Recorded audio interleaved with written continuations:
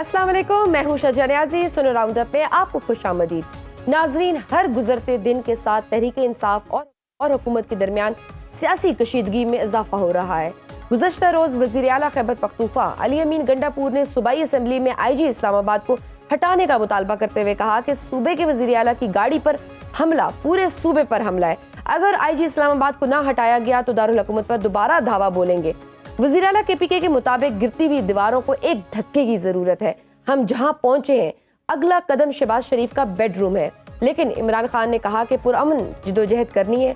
अब एक तरफ तहरीक इंसाफ SCO इजलास से पहले नए एहतजाजी शेड्यूल का ऐलान कर रही है, तो दूसरी जानिब वज़ीर आज़म शहबाज शरीफ ये कहते हैं कि वफाक के ऊपर दिन रात चढ़ाई की जा रही है, धमकियां दी जा रही हैं और इंतहाई अफसोसनाक और बेहुदा गुफ्तगू की जा रही है। 2014 के डी चौक धरने की वजह से उस वक्त के चीनी सदर का दौरा 7 माह ताखीर का शिकार हुआ था। कौम से वादा है अब ऐसी साजिश होने देंगे ना, किसी को 2014 की तारीख दोहराकर मुल्की मईशत को नुकसान पहुंचाने की इजाजत दी जाएगी।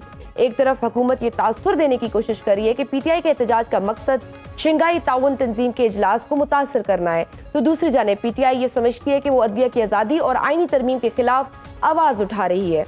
जमीनी हकाइक ये बताते हैं कि आईनी अदालत के क़याम के लिए बिलावल भुट्टो जरदारी बहुत सरगर्म दिखाई दे रहे हैं। हुकूमत चाहेगी कि आईनी तरमीम 25 अक्टूबर से पहले हो। 25 अक्टूबर तक आईनी तरमीम ना जरूरी है ना मजबूरी है। बिलावल भुट्टो के मुताबिक उन्हें जस्टिस मंसूर अली शाह पर एतमाद नहीं कि वो सुप्रीम कोर्ट के जजेस को कंट्रोल कर सकेंगे। अदलिया का हर अदारे में किरदार है। पार्लियामेंट से कहा जाता है हमारे अदारे में मुदाखलत ना करें।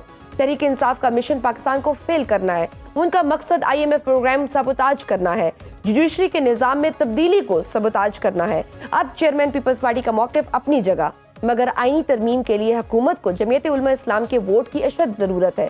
गुज़श्ता दिनों मौलाना फजल रहमान की नवाज शरीफ और आसिफ अली जरदारी और शहबाज शरीफ समेत हुकूमती इत्तेहाद की आला तरीन शख्सियात से मुलाकात हुई, जिसके बाद ये खबरें भी गर्म हैं कि शायद मौलाना फजल रहमान और हुकूमत के दरमियान आईनी तरमीम के मामले पर इत्तफाक हो गया है। ताहम जमीयत उलमा इस्लाम की जानिब से बाज़ाब्ता तौर पर ऐसा कोई ऐलान नहीं किया गया। एक तरफ हुकूमत के लिए आईनी तरमीम के लिए वोट पूरे करना बहुत बड़ा चैलेंज है, तो दूसरी जानिब ख्वाजा आसिफ ये समझते हैं कि अक्टूबर में इलेक्शन 2024 के ऑडिट का खदशा मौजूद है, मामला संगीन हो सकता है। अब ऐसी सूरत हाल में सवाल यह है कि क्या हुकूमत इलेक्शन 2024 के ऑडिट से खौफजदा होकर आईनी तरमीम कर रही है? सवाल यह है कि क्या PTI की एहतजाजी तहरीक का मकसद शंघाई ताउन तंजीम के इजलास को नुकसान पहुंचाना है?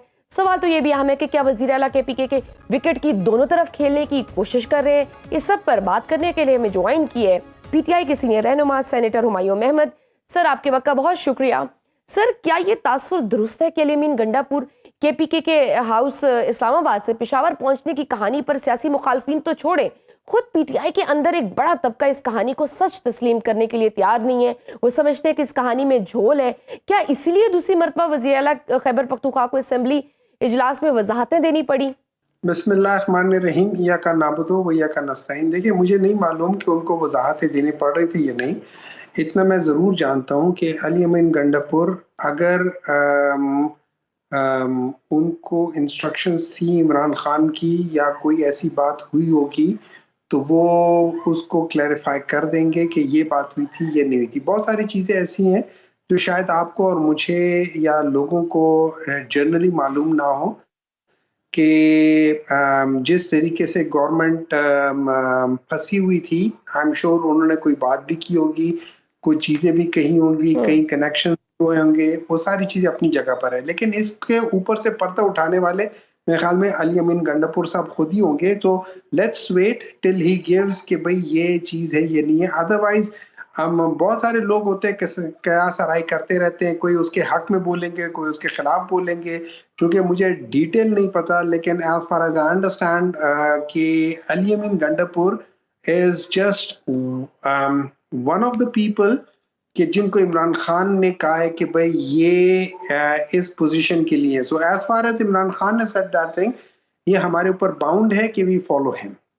ठीक, लेकिन सर ये क्या पार्टी के अरकान गंडापुर साहब की कहानी को बाय कर रहे हैं? जिस तरह से वो कह रहे हैं कि मैं 12 अजलास से गुजर कर और मेरे जेब में 1 रुपया भी नहीं था, ना फ़ोन था, और मैं बस छुपता छुपाता मैं किसी तरह से मैंने मैनेज करके मैं पहुंच गया हूँ। क्या उनकी अपनी पार्टी के आप लोगों को वो कन्विंस कर सके हैं? क्योंकि आपके अपने ही पार्टी वर्कर्स कहते हैं कि आप उनकी कहानी में बहुत सारे झोल है। देखिए कहानियों में अगर आप गौर से देखें तो हर कहानी में कोई ना कोई झोल नजर आएगा, लेकिन इसमें तो कोई शक नहीं है कि अली मीन गंडापुर के ऊपर इन लोगों ने ये जो जो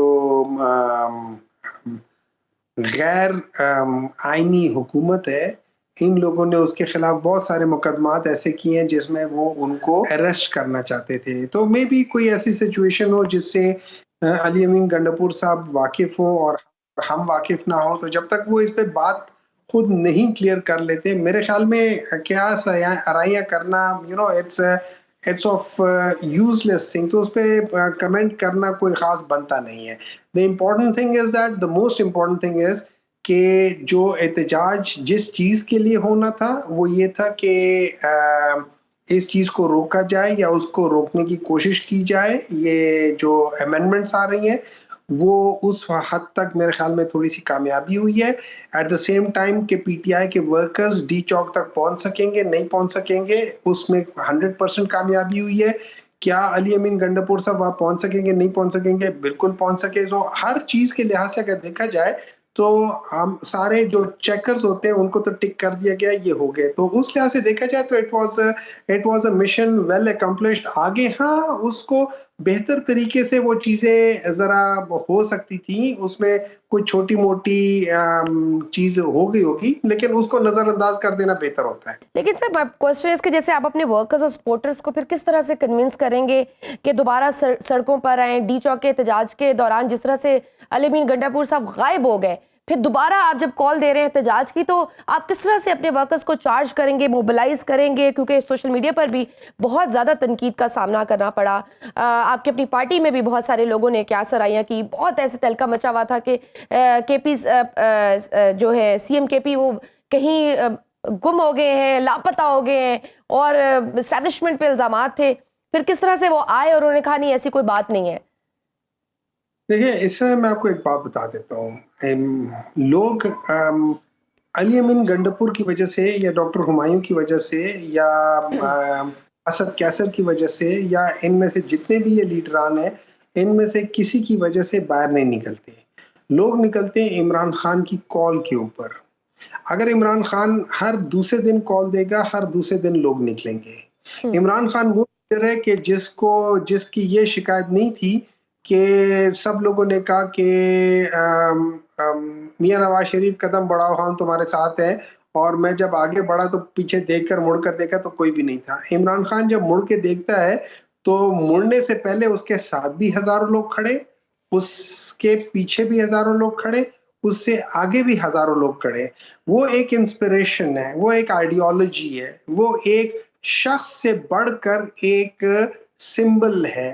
बिल्कुल उसी तरीके से जैसे पास्ट में बहुत बड़े-बड़े लीडरान जो है ना, वो सिंबल बन गए थे। फिर वो सिंबल जो है ना, वो फिर अपना काम पूरा कर लेता है। मार्टिन लूथर किंग को अगर लेकिन हटा सर भी डोंट दिया, यू थिंक कि इमरान खान साहब के बाद पीटीआई में लीडरशिप का एक फुकदान आ गया है? मुनज़्ज़म उस तरह से जिस तरह से पार्टी को होना चाहिए उस तरह से नहीं है, और अब बज़ाहिर ऐसा लगता है जैसे इस सारे एपिसोड के बाद हुकूमत के जो बयानात आ रहे हैं उससे तो ऐसे ही लग रहा है जैसे हुकूमत ज़्यादा कॉन्फिडेंस में आ गई है। उनको जो एक थ्रेट लगता था कि इस्लामाबाद में आप धावा बोल देंगे, वो शायद वो उस स्पेस से निकल गए हैं, वो उनका जो एक डर था वो खत्म हो गया है। या आपको लगता है कि आप फिर वो दोबारा से वो प्रेशर रीबिल्ड कर सकेंगे?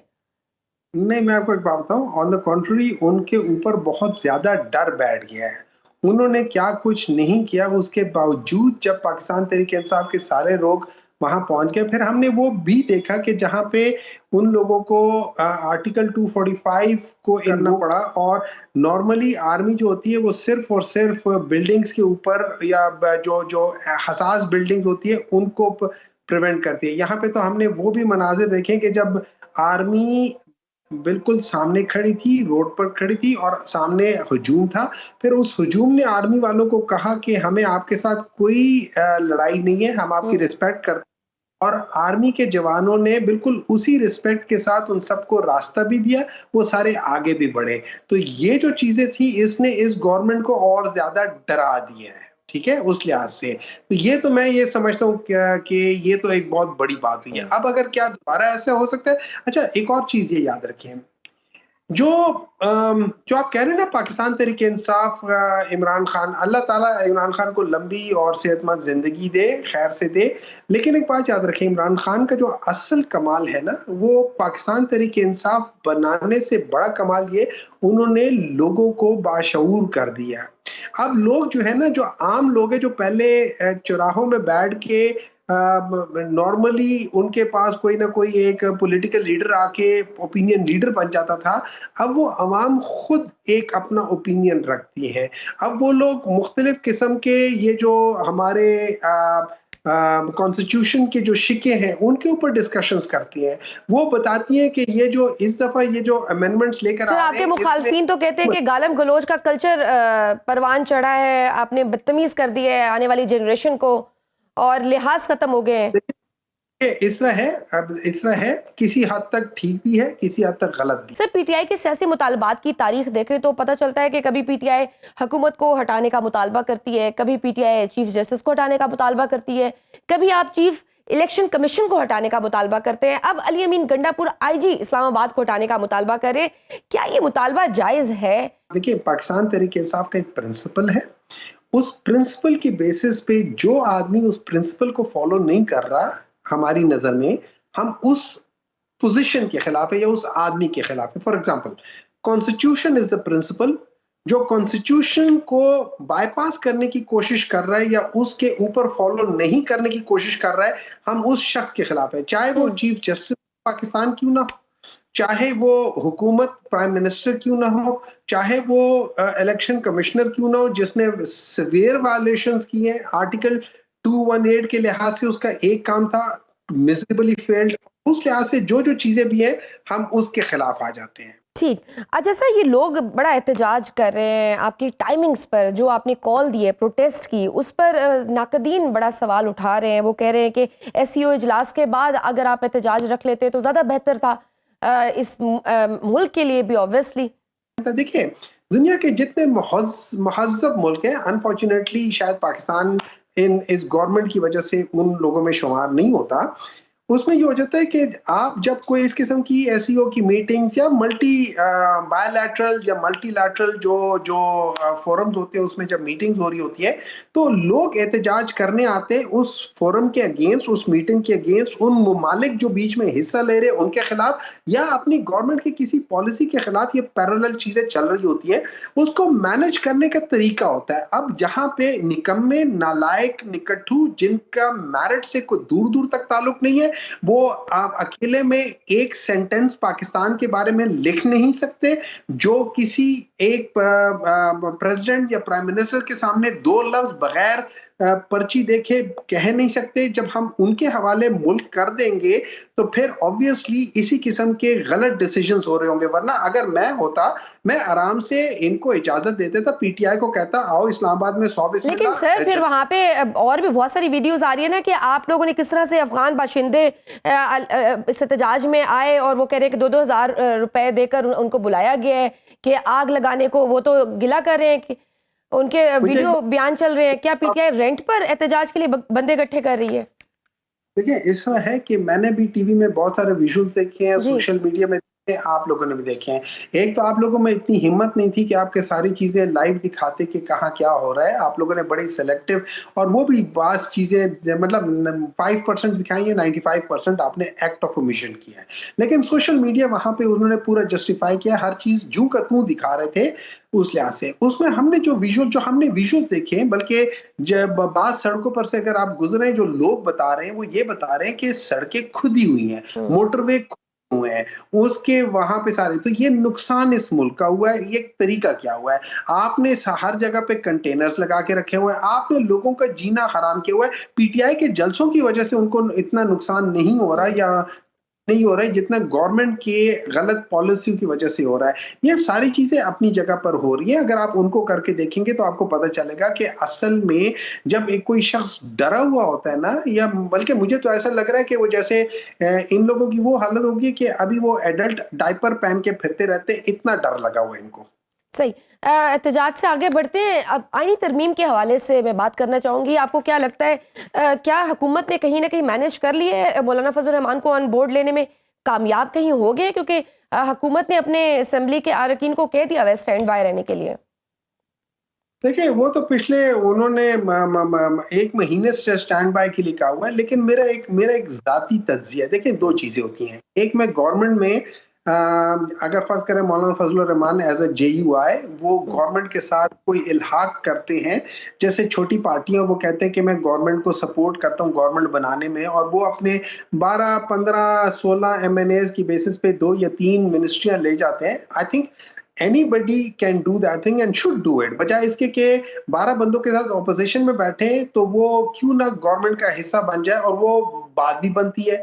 लेकिन ये जो कॉन्स्टिट्यूशनल अमेंडमेंट है ना, ये डिफरेंट बॉल गेम है, और खास तौर पे फजल रहमान जिनके वालिद साहब ने कॉन्स्टिट्यूशन बनाने में उनका किरदार रहा है, अब उस कॉन्स्टिट्यूशन के अंदर अमेंडमेंट करने जा रहे हैं, तो 2 चीजें हो रही हैं। एक तो इस गवर्नमेंट का पास जो वो लीगैलिटी है, जो कॉन्स्टिट्यूशनल लीगैलिटी है, वो मौलाना फजल रहमान साहब ने खुद कहा हुआ है कि नहीं है।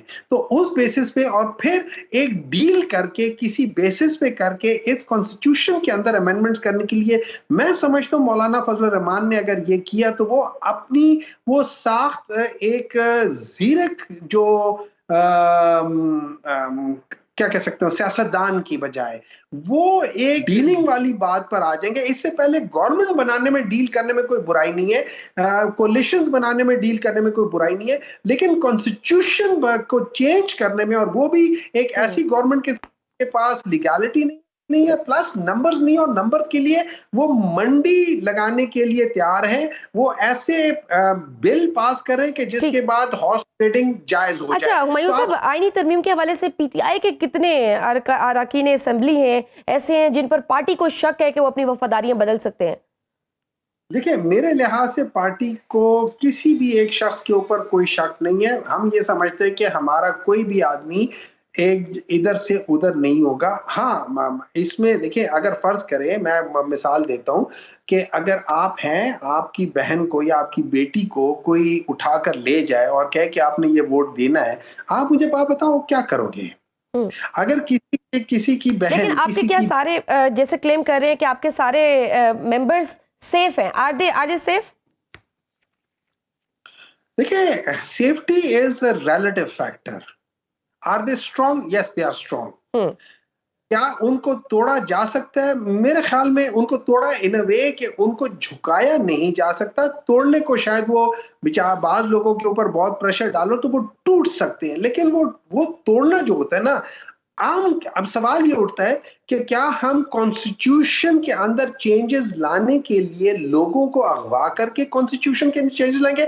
क्या वो कॉन्स्टिट्यूशन या फिर कंसेंसस के साथ आप लेकर आते हैं? बहुत शुक्रिया। पीटीआई के सीनियर रहनुमा हुमायूं अहमद साहब हमारे साथ मौजूद हैं। नाजरीन, मुझे लेनी एक छोटी सी ब्रेक, देखते रहिए सुनो राउंडअप। सुनो राउंडअप के इस हिस्से में हमें ज्वाइन किया है सीनियर एनालिस्ट मंसूर अली खान।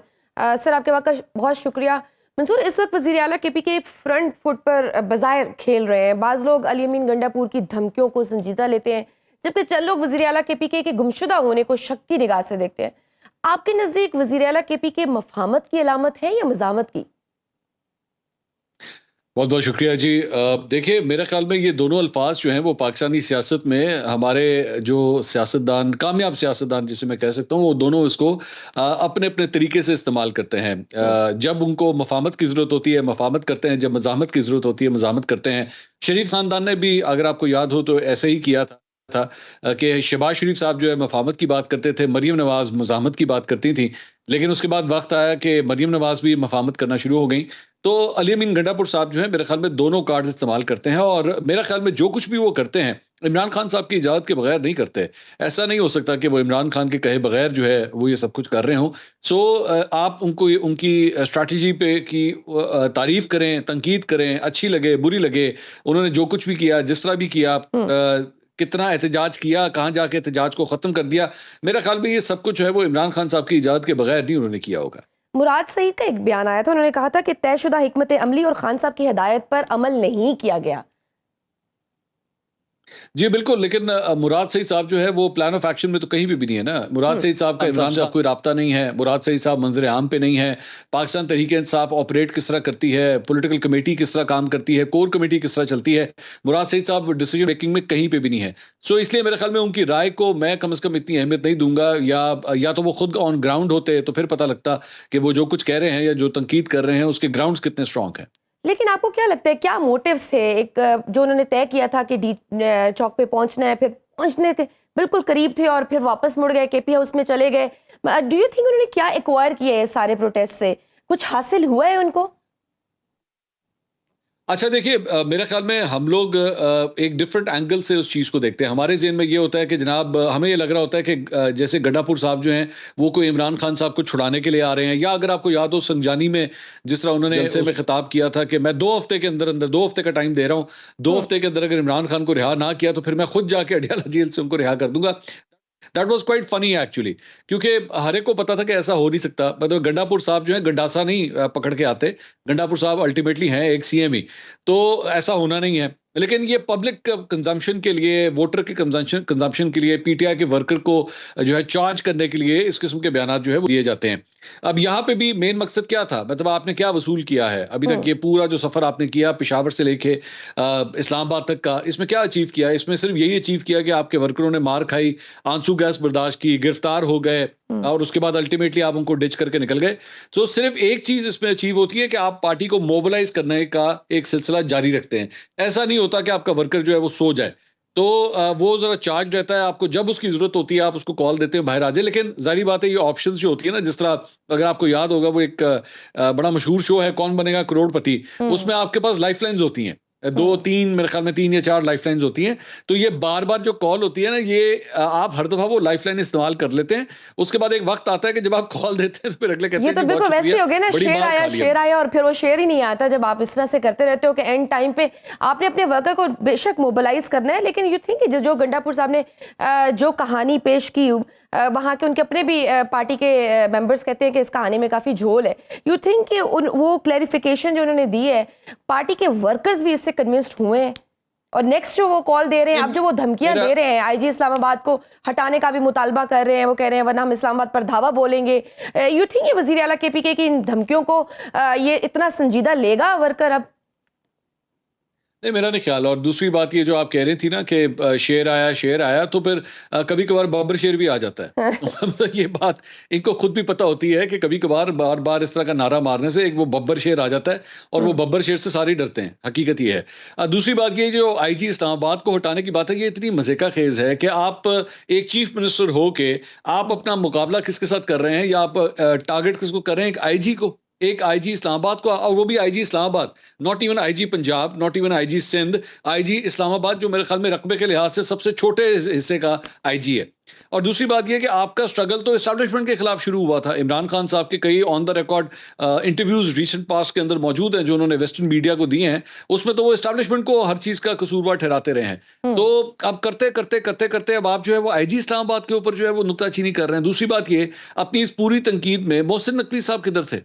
आप असल जो हमने टीवी स्क्रीन पे देखा है, जो हमने प्रेस कॉन्फ्रेंस से देखी है, लीड तो मोहसिन नकवी साहब कर रहे थे। उनके लेफ्ट साइड पे एक तरफ आईजी इस्लामाबाद खड़े हैं, एक तरफ आईजी पंजाब खड़े हैं। इल्जाम सारा आप जो है वो आईजी इस्लामाबाद पे ले रहे हैं, उनके ऊपर डाल रहे हैं।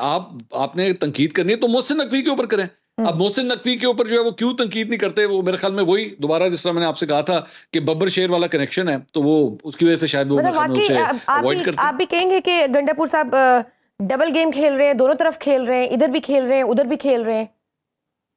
अच्छा देखिए, अगर खेल भी रहे हैं ना, पहली बात तो ये उसको एनालाइज कर लें तो उसमें कोई बुरी बात नहीं होती। वो इसलिए क्योंकि सारे पॉलिटिशियंस करते हैं, कौन नहीं करता? आपके ख्याल में जब नून लीग जो है वो वोट को इज्जत दो की बात आपस में बातचीत नहीं चलती थी। ख्वाजा आसिफ साहब ने मेरे इंटरव्यू के अंदर कहा था कि हमें तो 2019 में एस्टैब्लिशमेंट ने ऑफर कर दी थी कि आप पंजाब ले लें। ये ऑन द रिकॉर्ड उन्होंने कहा है। तो पीठ पीछे बातें चेक कर रहे होते हैं, चैनल्स खुले होते हैं, और ये हर मुमकिन कोशिश करते हैं उन चैनल्स के जरिए, उन जो कम्युनिकेशन के चैनल्स हैं उनके जरिए कोई ना कोई अच्छी डील ले लें। अब वो वक्त की बात है कि आपको डील कब मिलती है। कभी कभी इसमें साल लग जाते हैं, कभी कभार इसमें डेकेड्स लग जाते हैं। आपके ख्याल में इमरान खान साहब ने जो स्ट्रगल 1996 से शुरू की थी, वो कितनी दफा मुशर्रफ साहब से भी मिलते होंगे, बाद में चल के और बड़े आर्मी चीफ्स वगैरह से और एस्टैब्लिशमेंट के लोगों से मिलते होंगे, लेकिन उनका कुराए फाल कब निकला जाके 2018 के अंदर जाके। तो ये पॉलिटिक्स है पाकिस्तान की और ये चलता है, तो इसी तरह चलता है। आप कह रहे हैं कि कहीं कोई ना कोई मुज़ाकरात कोई हो रहे हैं इनके? मुज़ाकरात होते हैं, ये मेरे ख्याल में वो बहुत ही नाइव इंसान होगा जो ये समझे कि सियासी जमातों के एस्टैब्लिशमेंट से ताल्लुकात नहीं होते हैं, पीठ पीछे होते हैं, पब्लिक पोजीशनरी के अंदर जाके जितना मर्जी करें। आप खान साहब की एक और चले मैं एग्जांपल ले लेता हूँ। आप बताइए, जब वो मीर जाफर मीर सादिक कहा करते थे, मुख्तलिफ जलसे करते थे, 60 तकरीबन 62-63 मेरे ख्याल में कितने जलसे उन्होंने किए, पीछे जाके बाद में पता लगा 2 दफा जाके जनरल बाजवा से मिलके आए, जाके प्रेसिडेंट हाउस में मिलके आए। अब आप कभी कोई सोच सकते थे? और मजाल है कि बाहर आके उसके बाद मीडिया से गुफ्तगू करते हुए उन्होंने कहा कि मैं जनरल बाजवा से मिलके आऊं। नहीं, चुप करके बैठे रहे जब तक एक्चुअली ये खबर लीक नहीं होगी। उसके बाद कहते हैं हाँ मैं गया था, मैंने जाके मुलाकात की थी। तो सब करते हैं। ये बेचारे वर्कर हैं, मासूम वर्कर हैं। मुझे इनके ऊपर रहम आता है जो इन लोगों के बहकावे में आ जाते हैं और समझते हैं नहीं हमारा लीडर जो है ना वो असूलों के ऊपर आके खड़ा हो गया। कोई असूल नहीं होते, पब्लिक पोजिशनें और होती हैं, अंदर बंद कमरों में जाके पोजिशनें कुछ और होती हैं। मंसूर, आपके नज़दीक इस वक्त पीटीआई का टारगेट क्या है? आईनी तरमीम को रोकना है या अभी जो एससीओ इजलास की भी बात हो रही है और हुकूमत कह रही है कि इसको सबटाज करना चाह रहे हैं? नहीं, मेरे ख्याल में मैं इस हद तक तो नहीं जाऊंगा। सबोटाज जो है वो बड़ा एक स्ट्रांग वर्ड है। मैं नहीं समझता कि पाकिस्तान तहरीक इंसाफ का ऐसा कोई एम है। हाँ, मैं ये कह सकता हूं कि वो ज़ाहिर बात है इस अपॉर्चुनिटी को अपने लिए कैश इन जरूर करना चाहेंगे। वो चाहेंगे कि हमारे साथ हो रहा है, इमरान खान साहब की जो कैद है उनकी रिहाई किसी तरह हो जाए, वो निकल जाए। बल्कि इस सिलसिले में अगर कोई डील भी मेरे ख्याल में बनती है तो वो डील भी इनको किसी तरह मिल सके, वो अपनी कोशिश जरूर करेंगे। लेकिन मैं नहीं समझता कि पाकिस्तान तहरीक इंसाफ जो है इसको सबोटाज करने की, एससीओ इजलास को सबोटाज करने की कोशिश करेगी। आई डोंट थिंक कि वहां तक बात गई है। नाज़रीन, वक्त पे छोटी सी ब्रेक था, देखते रहिए सुनो राउंडअप। वेलकम बैक टू सुनो राउंडअप। ईवान सदर में मौलाना फजल रहमान समेत 6 बड़ों की मुलाकात भी हुई है, जिसके बाद ये तासुर भी दिया गया कि मौलाना आईनी तरमीम के लिए रजामंद हो चुके हैं, जबकि JUI ने मुसलसल तरदीद की है इस सारी चीज़ को कि नहीं हमारी इस हवाले से कोई बात नहीं हुई और वो बिल्कुल रजामंद नहीं है। आपका एनालिसिस क्या कहते हैं इस सिचुएशन को? क्या कोई कुछ हो रहा है? मौलाना साहब भी ऑन बोर्ड आ सकते हैं? देखिए, बिल्कुल मौलाना साहब बिल्कुल ऑन बोर्ड आ सकते हैं, लेकिन डिपेंड करेगा कि आप उनको मनाते किस चीज़ पे हैं। मौलाना साहब की एक आदत जो अच्छी है, जो मेरे ख्याल में किसी भी सियासतदान के अंदर होनी चाहिए, जो पाकिस्तान तहरीक इंसाफ में नहीं है, और आज जाके उनको मेरे ख्याल में इस बात का एहसास भी हो रहा है कि दरवाजे कभी किसी के लिए बंद नहीं करते।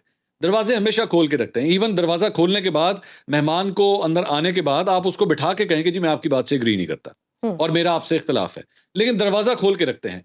पीटीआई ने अब जाके ये रियलाइज किया है, वही मौलाना जिनको पिछले 10 साल में आपने क्या क्या कुछ नहीं कह दिया, स्टेज के ऊपर खड़े होके, इमरान खान स्टेज के ऊपर खड़े होकर खुद मौलाना के खिलाफ नारे लगवाते रहे हैं। आज पाकिस्तान तहरीक इंसाफ का वक्त बार बार उठ के जो है उनके घर पे जाता है। तो मौलाना साहब सबके लिए दरवाजे खोलते हैं, कहां से बेहतर डील मिलेगी, कहां पे उनकी कितनी बात मानी जाएगी। मेरे ख्याल में मौलाना अल्टीमेटली उस तरफ जाएंगे और हुकूमत मेरे ख्याल में यहाँ पे जो है ज्यादा टफ पोजीशन के अंदर है, क्योंकि उनके पास टाइम नहीं है। टाइम घड़ी जो है ना वो बार बार टिक टिक टिक टिक सुइयां जो है वो चलती जा रही हैं और टाइम उनका कम होता जा रहा है और मुकाबला बड़ा सख्त है उनके लिए। तो आपको क्या लगता है, आपकी खबर क्या कहती है कि कोई मैनेज हो गए? अगर सपोज मौलाना नहीं मानते तो क्या इनसे मैनेज हो गई हुई है सीट्स बंदे, क्योंकि कौमी असेंबली से 7 चाहिए, 5 सेनेट से चाहिए, तो would they be able to do it?